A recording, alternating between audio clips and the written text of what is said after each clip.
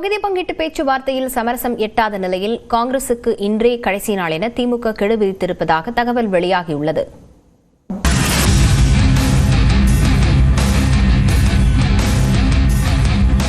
தமிழ்நாடு சட்டமன்ற தேர்தல் நெருங்கும் சூழலில் நீண்ட இழுபறிக்கு பின்னர் கடந்த 28ஆம் தேதி திமுக காங்கிரஸ் இடையே தொகுதி பங்கீட்டு பேச்சுவார்த்தை நடைபெற்றது.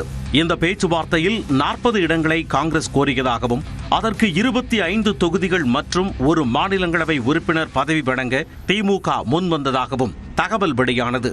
இந்த கூட்டத்திற்கு பின் டெல்லியில் பேசிய தமிழ்நாடு காங்கிரஸ் மேலிட பொறுப்பாளர் கிரிஷ் ஷோடங்கர் திமுக 25 தொகுதிகளை தர முன்வந்துள்ளதாகவும் ஆனால் அது ஏற்புடையதல்ல எனவும் தெரிவித்தார். மேலும் தாவேகாவை குறைத்து மதிப்பிட முடியாது என தெரிவித்த கிரிஷ் ஷோடங்கர் தமிழ்நாட்டில் காங்கிரசின் வலிமையை உணர்ந்து தாவேகா தங்களை அங்கீகரிப்பதாகவும் கூறினார். கிரிஷ் ஷோடங்கரின் பேச்சு மீண்டும் திமுக காங்கிரஸ் இடையிலான உறவில் விரிசலை ஏற்படுத்தும் என எதிர்பார்க்கப்பட்ட நிலையில் வழக்கம்போல் தாவேகாவுடன் கூட்டணி பேச்சுவார்த்தை நடத்தவில்லை என தமிழ்நாடு காங்கிரஸ் தலைவர் செல்வ பெருந்தகை திட்டவட்டமாக கூறினார். No problem, no confusion, no huddle.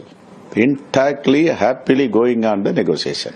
We didn't talk TVK. Who said we talk TVK? Even I am the PCC president. I didn't talk. I don't know anyone. My high command also didn't give any direction to me. You go and talk. Directly or indirectly, this Congress party is a historical party, 140 years old party. We don't have any backdoor politics. We don't know how to do the backdoor politics. கூட்டணியில் தொடர 40 இடங்கள் வரை காங்கிரஸ் கேட்கும் நிலையில் 25 தொகுதி மற்றும் ஒரு மாநிலங்களவை உறுப்பினர் பதவி மட்டுமே தர முடியும் என திமுக திட்டவட்டமாக கூறியது.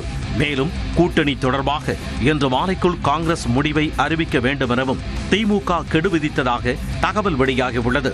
ஏனெனில் தமிழ்நாட்டில் காலியாக உள்ள 6 மாநிலங்களவை உறுப்பினர்களுக்கான தேர்தல் வரும் 16ஆம் தேதி நடைபெறும் நிலையில் அதற்கான வேட்புமனு தாக்கல் வெள்ளிக்கிழமையுடன் நிறைவு பெறுகிறது. இதனால் காங்கிரஸ் விரைவாக தங்களது முடிவை கூறினார். ஒரு மாநிலங்களவை உறுப்பினர் பதவியை அவர்களுக்கு ஒதுக்குவது குறித்து திமுக முடிவு செய்யும் என தகவல் வெளியாகியுள்ளது. அதே நேரம் குறைந்தது 35 தொகுதிகளையாவது ஒதுக்க திமுக ஒப்புக்கொண்டால் மட்டுமே அடுத்த கட்ட பேச்சுவார்த்தைக்கு வருவதாகவும் இல்லையெனில் கூட்டணியை விட்டு வெளியேற காங்கிரஸ் முடிவு செய்திருப்பதாகவும் தகவல் வெளியாகியுள்ளது.